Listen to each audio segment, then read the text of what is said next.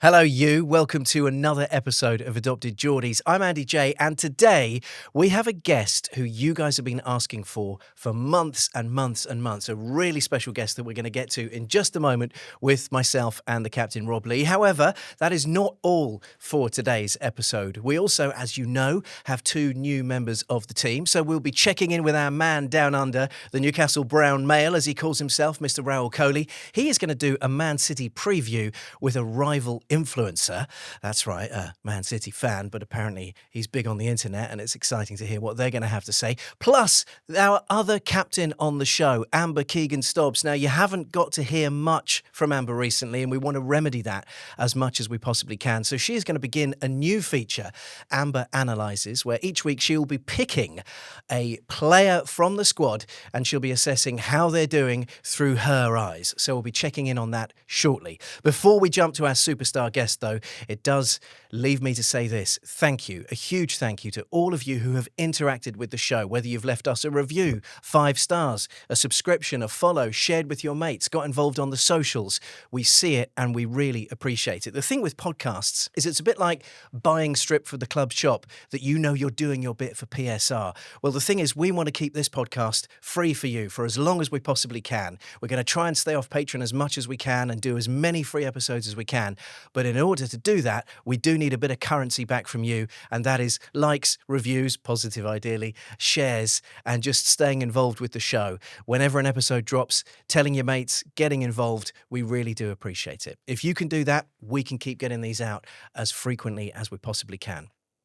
All right, let's jump to our superstar guest. Now, I'm very, very pleased to welcome a bona fide Newcastle United legend, a man who has so many stories. If I just say the word trumpet, you're already going to know who I'm talking about. The magnificent wing wizard himself, the marvellous Nobby Solano. How you doing, Nobby? Thank you for being here. Thank you, my friend. It's a pleasure always to be here. Of course, next to my friend, one of my first friends when I moved to England, here in Newcastle. You got your nickname, wasn't it? Yeah, exactly. That's the guy who started to call me Nobby. Really? Yes. Started with Rob? Yeah. Well, it started different. I don't know we can say that on You here. can say exactly what you want, Nobby. Well, he started to call me Nob. No. Did he? I couldn't understand any English, so I was quite happy until find out a few months later I wasn't happy. Well, they're not being seen. What was it like when you first arrived? I mean, it must have been the biggest culture shock ever. Yeah, of course. First of all, it was my first place to live in. I never been in Europe. And in England, back in the year, we was only hearing a little bit about English football because Liverpool back in the year, when I was young, I have a brother. He liked Liverpool. He supported Liverpool. So, but I never thought in my life, my friend, because we normally in South America, the player, we going to Spain because the language, or we going to Italy, it's pretty similar. But when my agent started to say maybe it's a chance to move to England, I was for me, wow, it will be quite good without don't know much about. So when everything come along, he spoke. One of the agent knew it, Kenny Dalglish. So Kenny's the guy. Give me the opportunity. Always, I'm very pleased with him, and always. Did you know how far north Newcastle was? No idea, no idea. So I'm arrived here. First of all was the way. I remember when I came out from the airport, I would try to drive. Because we normally you sitting here in the right side, you drive in the right side, the wrong side. the wrong side. I said, what's going on here?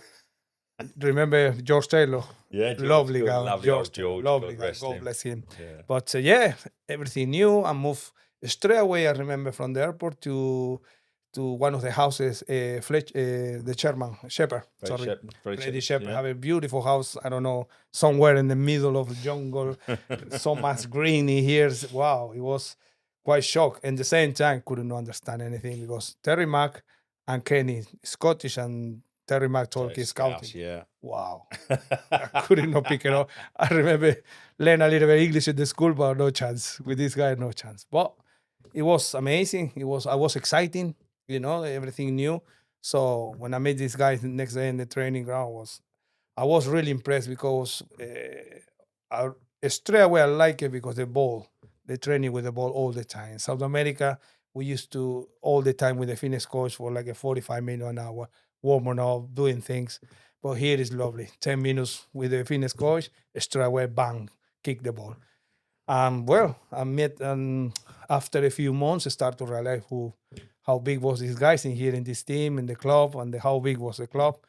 Start to going out with the guys as well, learning everything. But it was, of course, completely different football, Yeah. Very direct football, Yeah. really tough, very, have too much time to have the ball in the feet. So, well, that's a good thing when you have a good players, make it easy to play football.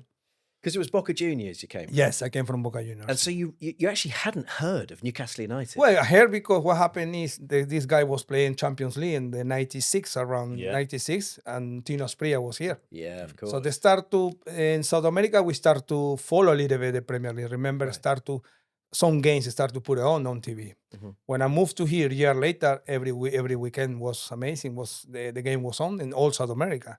So, yeah, for Tino Asprilla was here. I remember that match 3-3 against Barcelona, no? When you 3-2, we beat them. 3-2, sorry. Yeah, 3-2, yeah, sorry. no The draws 3-2, for us. yes.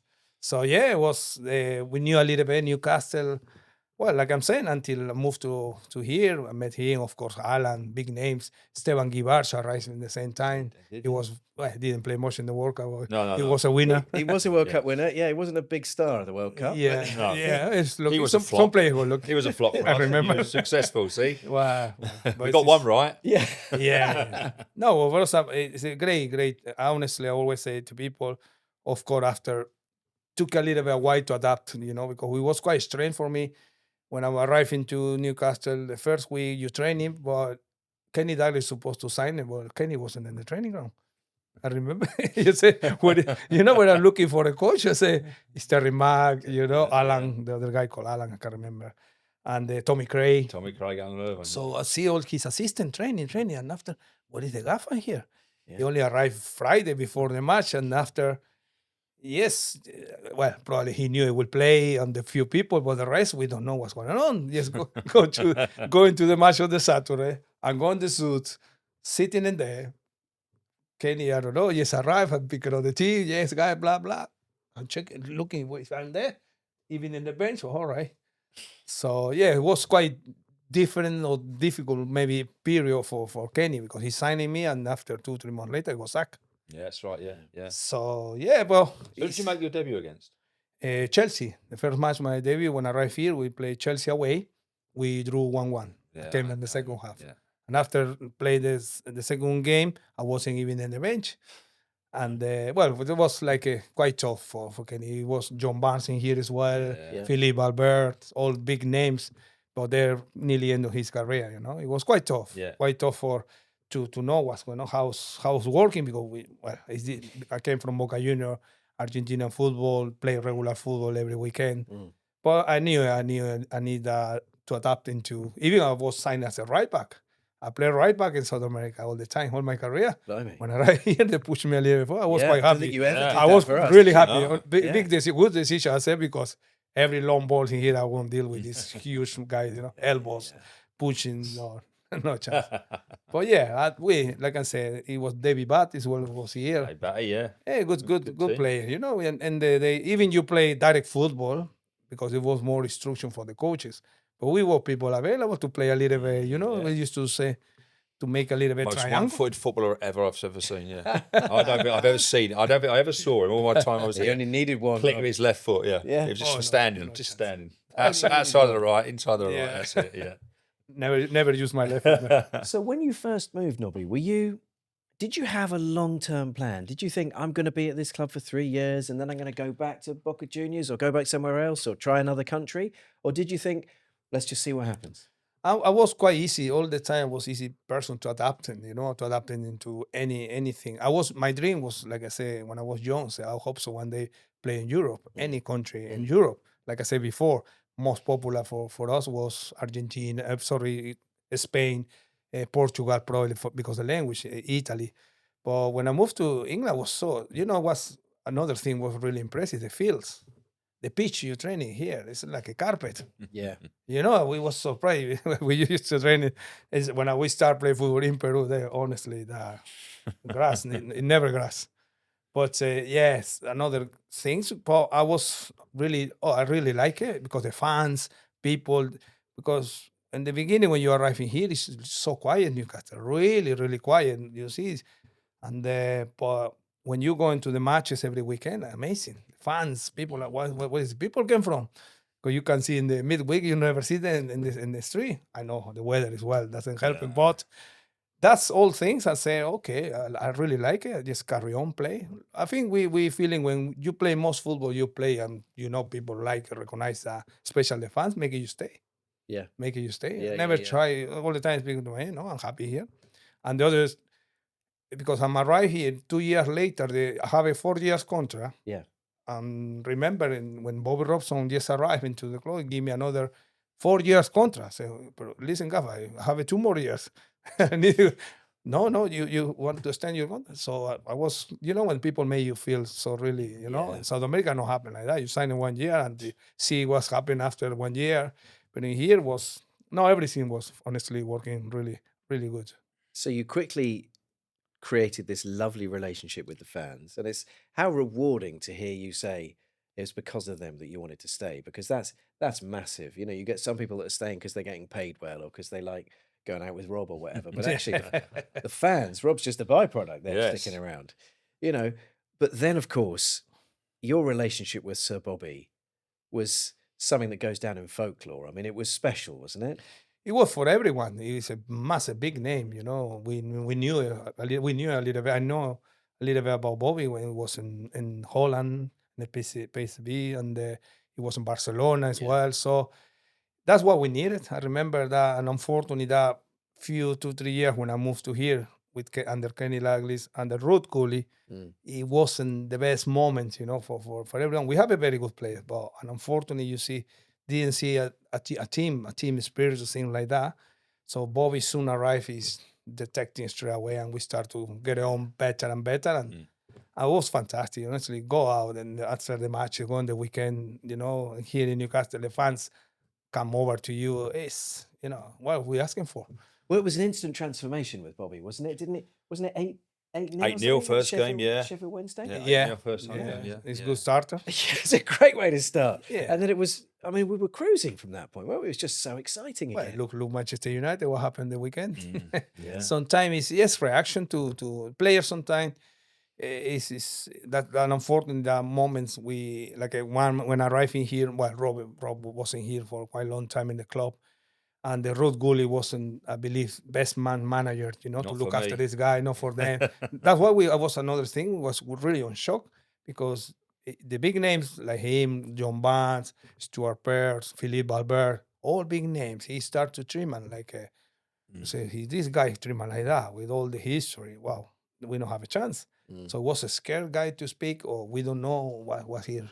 Well, it's what we say after many years. It's probably hasn't no experience.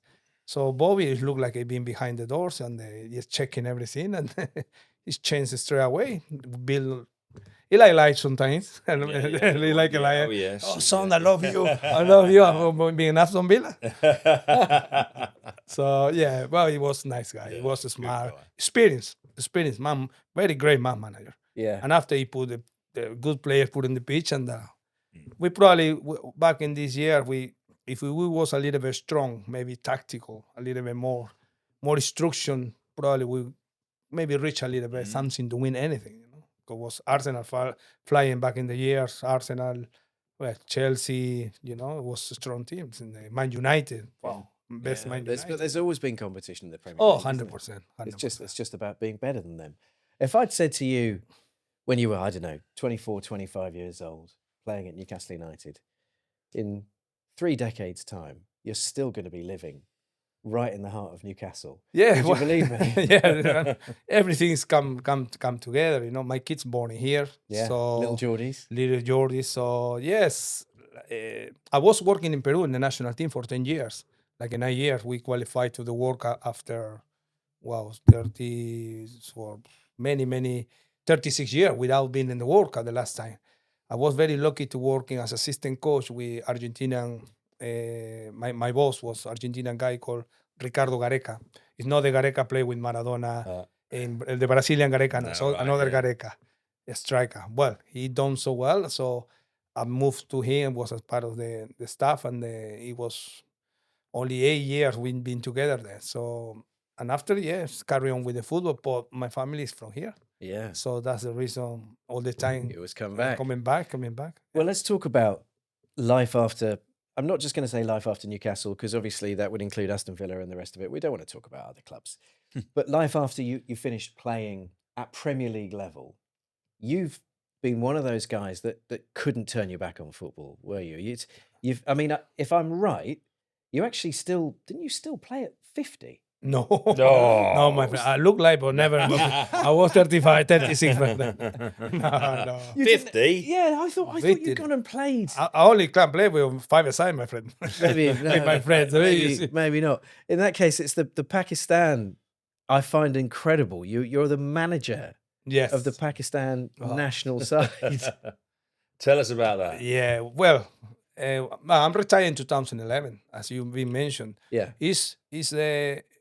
Well, we all the time talking with Rob. It's tough in the beginning because when you drop the level, with all respect, I believe championship player now is improved, getting better and better. Premier League now even better and better. But when you drop that level, when you start to miss a little bit this kind of guy, the quality, Yeah.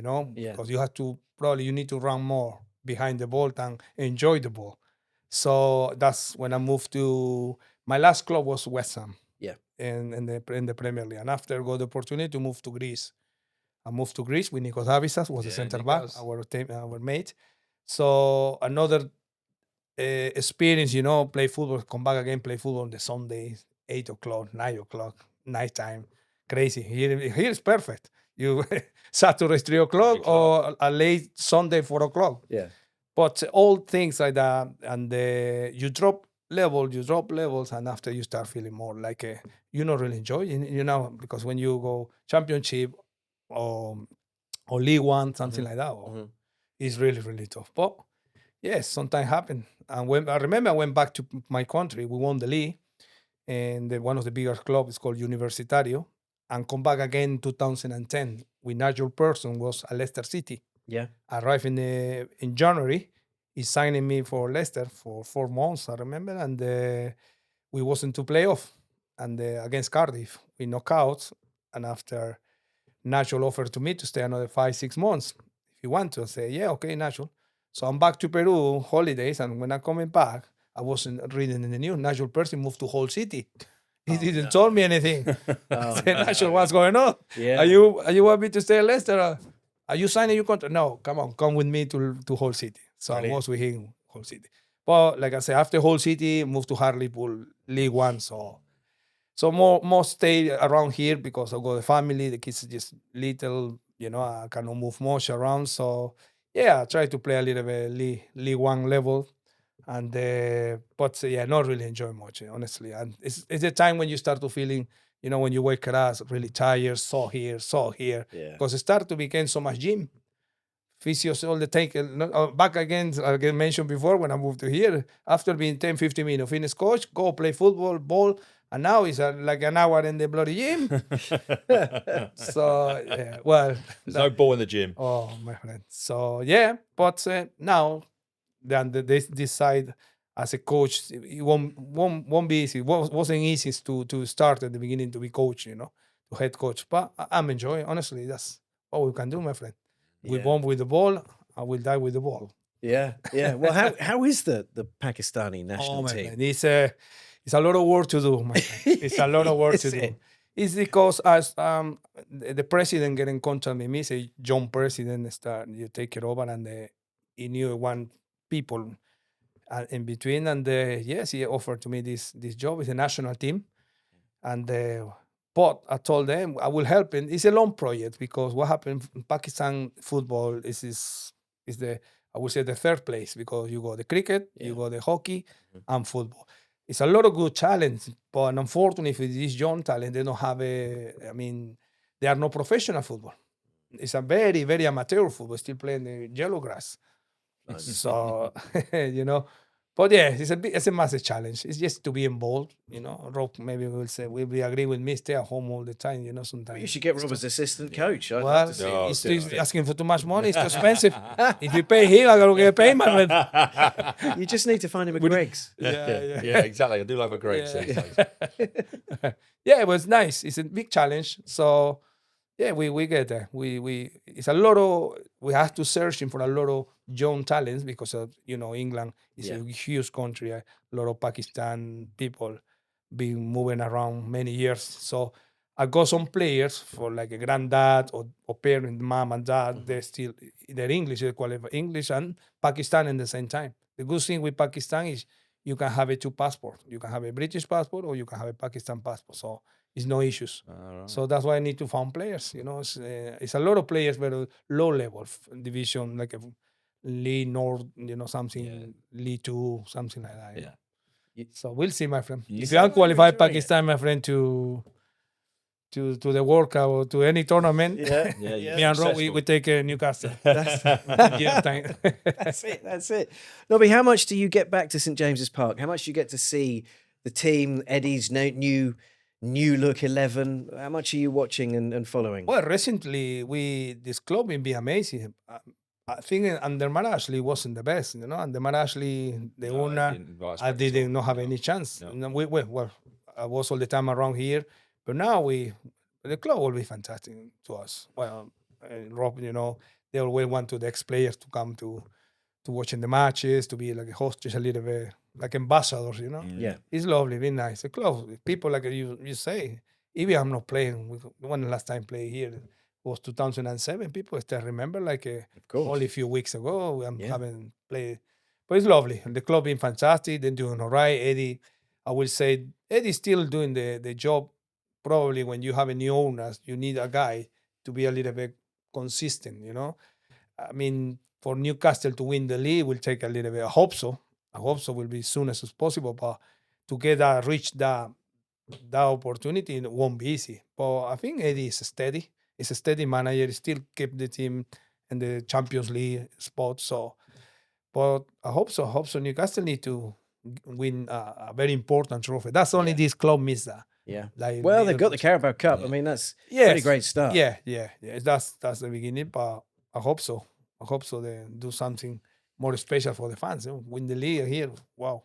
Well, that would be amazing. You have to. We're still alive. Eddie has to move. I hope so. Yeah. Who do you like in the current squad? Who stands out to you? I think it's what we always say. We talking with Rob. We start to missing the players make a fantasy. The players, I'm born in South America, and we always miss that Ronaldinho, Ronaldo, Roberto, Rivaldo, players with this style. Now you can see machines. Yeah. Only can see boys, very professional athletics, just in the pitch. Just you can tell yesterday Eddie's team is a machine. You don't want to play. You want to choose any team to play. I won't want to play against Eddie's team. Really? They got so much energy. Yeah. So much energy. You don't see nothing, probably no pretty good football, like Manchester City probably, or Arsenal, to create them. But Eddie got probably his philosophy is like teamwork. He's doing so well. With a lot of, you can see he's signing players. How many miles you go on your back, and I will sign you. If you don't have too many miles, I don't think so. Eddie will fancy that. But he's doing very well. I believe everybody happy so far. He's humble guy. He speak to everyone. He's doing very good. I hope so. Like I'm saying, we continue to win something for the club. Yeah. Well, I mean, we're all desperate for more because we've now tasted a bit of success, and it's so compelling. Alberto, one of the other members of our Adopted Geordies broadcasting team is a local comedian called Raoul Coley. Now, he's in Australia right now, so he has recorded a video question for you. You famously had a very chaotic relationship with Sir Bobby Robson. You'd ring him up late at night and play your trumpet. You'd hide behind a fence at the training ground and you would play your trumpet while he was trying to give team talks. What was your relationship actually like? And what made you decide to play all those pranks on Sir Bobby? What happened is probably back in the years, you see now the squad or the physio's room. You remember Derek, great guy, Derek and right, Paul Ferris. Paul Ferris. lovely two guys. It's only these two guys used to work in the club. Maybe two massage guys Yeah, only. that's it, yeah. So that's only the score. So what happened is they used to call injury people coming very early into the training ground to get treatment. Okay. But when the people fit ready to start playing, you have to give it a little bit break until they go. Everybody go outside and you stay. So in that moment, I'm start to learn my trumpet. You know, when my teacher used to come into my house twice a week to just to learn the trumpet. So I was quite boring. Just go early into the training ground and have it like a gap for like an hour and a half. And I tried to find one of the rooms inside the training ground. It was one empty room, very nice acoustic. So I just brought my trumpet. When the guys go trim like that. So yeah, at one point was like that. It's like we have a good time. Bobby, quite funny man. He liked it told so much before we start training. Remember a pool in the middle of pitch? Cold, freezing. I remember These long conversations. So yes, because we have it before, is the defense in there, all trees defending, nobody can see anything. So yes, Bobby, one of the mornings went there, and after I just go early. I was hiding there. We started talking, just blow anything. Pink Panther, the horses. You know when your horses want to ride it. Yeah. And the boy started, you fucking funny. You fucking didn't realize it was me because nobody knew I was playing trumpet. Until he found it out when I was inside. Because he was working, I was blowing like, are you fucking still here? Yeah, it was like in moments it's like a team spirit, we get on quite well. It's a little bit laugh. We have a very good time. And we remember, we used to, always when the team doing quite well, we only allowed to go into the town. When there's bad moments, everybody drinking at home. Buy your beers and drinking at home. Black back. Yeah, exactly. Yeah, it was quite good fun. Oh, brilliant. Nobby, what's your favourite standout memory of your time with Newcastle United? I will say the time when Bobby arrived in here, because we it's nice to working as a group, as a team to try to achieve together, get into the Champions League spot. What was amazing time. Yeah. I don't know. You was here with us, no, Rob, when we get into the Champions League or no? No, not you left. I just left. Yeah, 2002 I left. Yeah. Yeah. I think you got into it was like with all the what we working as a team. We was quite good team. We have a very good attacking team. We was quite very good attacking team. Entertainment, like everybody like it. So probably defensively wasn't our best strength defensively. Newcastle, yeah. But everybody want to attack. Everybody want to attack. But yeah, I believe that will be around when Bobby starts to take it over the club. Brilliant. It was Brilliant. very nice. It's lovely hearing it. We have a way of finishing, which is one of Rob's favourite questions. Yes. This could be very interesting. Yeah, I was going to say this one has very genuinely got me excited to find out who you're going to say. Do you want to ask it, Rob? Yeah. So myself and Alan used to do a thing where we had who's the most famous person that's in your phone. So I had Ant and Dec, and he had Sting. My son plays for Wrexham, and he's obviously got Ryan Reynolds. So who, Nobby Solano, is the most famous person on your phone? Wow. Because obviously you knew Maradona, didn't you? Yeah. But unfortunately, Diego is never. You obviously. And even back in the year, I would never got the opportunity to have I haven't enjoyed with Diego so much. Only with Diego, when I moved to Boca Juniors, he was 3 months with us. Right. Only 3 months, and after he stopped and retired. I never got his number. Because, you didn't, huh? That would have been amazing. It was very special. Well, I will say. Don't say Alan Shearer. Yeah, Alan. Everybody going up. Trumpet, yes. I was Roman Riquelme. Riquelme. Yeah, very good one, huh? Yeah, Roman Riquelme. Cool, that's cool. Of course, Alan, Rob, all famous. Tino Spria. Tino.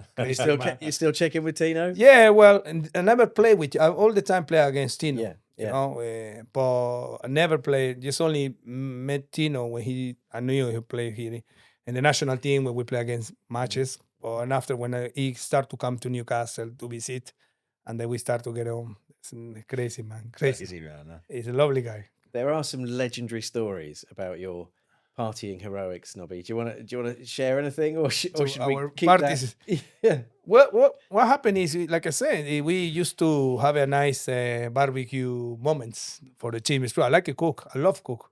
all the time. But here the weather doesn't help it to do. But I don't care. I was January, February. I still do barbecues. A little. You have to eat quicker because the food will be cold in your mouth. You have to eat quick. Yeah, we used to. I remember what we took from the Kidman with Tomo. You know, you used to put all the kids in this massive big thing. We take it from the training ground to bring into the house and put it there, ice scoop and all the beers in the, like this, all the beer. Yeah, but it's that's only. I wasn't that crazy. I like enjoy especially with the lads. I'm quite very sociable. He's a social person. Love it. Nobby, thank you so much for coming on. No, my pleasure, my friend. It's been a real pleasure to meet you. So a massive thank you to Nobby Solano. Absolutely loved meeting him. Got to catch up with him as well at St James's Park a few days later after the Villa game. And he's just pure class. What a top man. I love that he calls me his friend. I suspect it's because he can't remember my name, but I'll take it anyway. And every time I meet him from now on, I'm going to consider myself his buddy. Now then, I promised you we'd be hearing from our other members of the team, so let's jump straight to a special message from our man down under, Mr. Raoul Coley. He is with Muttonista. This is the post-match roundup and technically the pre-match preview of the second leg for the Adopted Geordies podcast. As always, it's one of the co-hosts, Raoul Coley. I'm afraid to inform you, I've consulted with the enemy.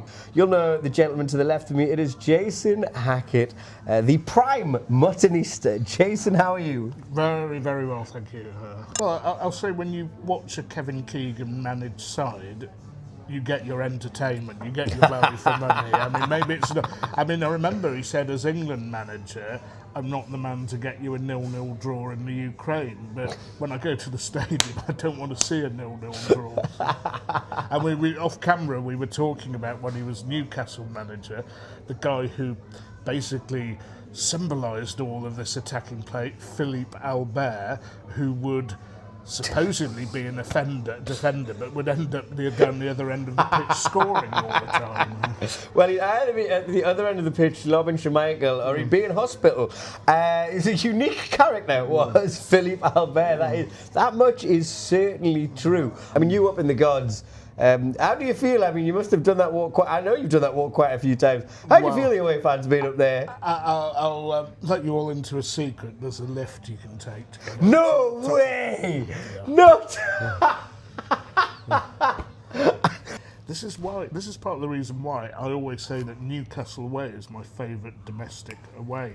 Not only can you go into any pub without having to worry about, not having the right colours or whatever, but the people here are so friendly, they'll meet you, they'll take you around, and of course the ground, it's not too far from the city centre and the railway station, like an old school ground, so it all adds up to a great away trip. What are your score predictions for the 4th of February?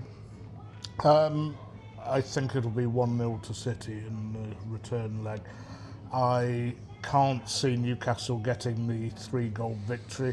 I mean, we don't often lose by that much to anybody, period. I think one disaster against Tottenham the other year was the only time it's happened. But Newcastle in particular don't seem to travel well to the Etihad. And I say it on the way here, I don't think I remember us ever winning a game there, actually. And of course, the Newcastle squad does look a bit thin at the moment. Well, I mean, we've got money in the bank, and this is where, I mean, the big problem is I think if we didn't have to replace a number of defenders now that have fallen victim to injury, we could maybe put some money into some wingers with some tactical flair, a couple more strikers to back up, because I felt like Walter and Wissa tried, but they just lacked a little bit of, I think it was fatigue. Yeah. Maybe decision making was from fatigue. Yeah, well, 2 hard games against Leeds and then Bournemouth didn't make it easy with the extra time either. And we're having a good run, we beat Palace as well. Before then we beat Burnley. It's been a strong run through Christmas. Thank you so much for joining us on Adopted Geordies. Glad to see your success and hope for your continued success, and I mean that to you as an individual, Jason. Manchester City, I could give or take, but thank you very kindly, and cheers once again. Cheers. All right, great to hear from Raul and his buddy Martinista. Obviously, we are facing Manchester City with a 2-0 deficit. However, it's football. You got to back the boys, right? That's what makes us fans. It's the hope that keeps us going and sometimes that kills us. Can we do it? We've never done it before. But then Eddie has proven us wrong and right so many times. I just have a hunch that we're going to have a big, big performance at the Etihad.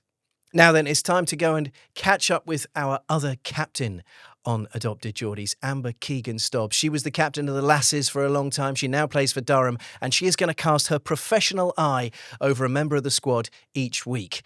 So let's see who she's chosen for the very first Amber Analyses. Hi everyone, as Andy just said, I am doing Amber Analyses, which is each episode I'll be picking a player and I'll either analyse a game or a period of games and just giving my insight and opinion onto their performance. I got a lot of stick about the background for my podcast, so I thought I'd switch it up. I know it's noisy, rainy and windy, but this week I'll be speaking about the colossal performance of Big Dan Burn. I thought there was only one right place to do this. So, just over 6 weeks since he had a serious injury in the derby, he puts on a performance like that. Not only does he get his first start, but he also leads the team out against PSG. And what a performance. He was our calm in the chaos. He led both physically and vocally. He was organising the team every opportunity on and off the ball. He dealt with a very difficult referee, and it was a real, true Geordie performance. So my next spot will be at where Dan Burn said might have made him. He was solid in defence. He was bringing aerial duels. He was moving his feet and making it hard for the attackers to get their shots off. He led from the back. The way he celebrated the save from Pope just gave us that energy boost we needed to get back into the game. But I think it just overall helped us compose ourselves under that pressure and build into the performance. Honestly, summing up that performance was quite difficult. He started after a 6.5-week injury. He was captain. He was our best defender. Had our best presence, and of course got the assist for the flick on for Joe Willock's goal. What a performance. Thanks for putting us all in a better mood, Dan. Lovely stuff. Now, if you have any feedback for Amber, if you agree with her analysis, if you'd like to hear her insights on another member of the playing squad, please do drop us a line. If there's anything you have to say about the show, provided it's encouraging and positive, we love to hear it. And if you have any questions for Amber, we'd love to start an Amber Asks feature. So anything you'd like to know about what it's like playing professional football and wearing black and white, get it to us and we will get it to Amber. That's been your Adopted Geordies for this week. Thank you to our special superstar guest, Nobby Solano, the captain, of course, Mr. Rob Lee, Raul Coley, the Newcastle Brown male, down under in Australia with his good friend Martinista, although they did record that on the tune, fair enough. And, of course, Amber Keegan-Stobbs. All that's left for me to do is say thank you to you for your likes, your subscribes, your follows, your shares, your ideally 5-star reviews. If you haven't been doing those, please do them. Every episode, every comment, every follow, thumbs up, heart on Instagram and so on. It counts, it helps, it keeps us coming to you as much as we possibly can. We'll be back with another special episode next week. For now, though, away the lads.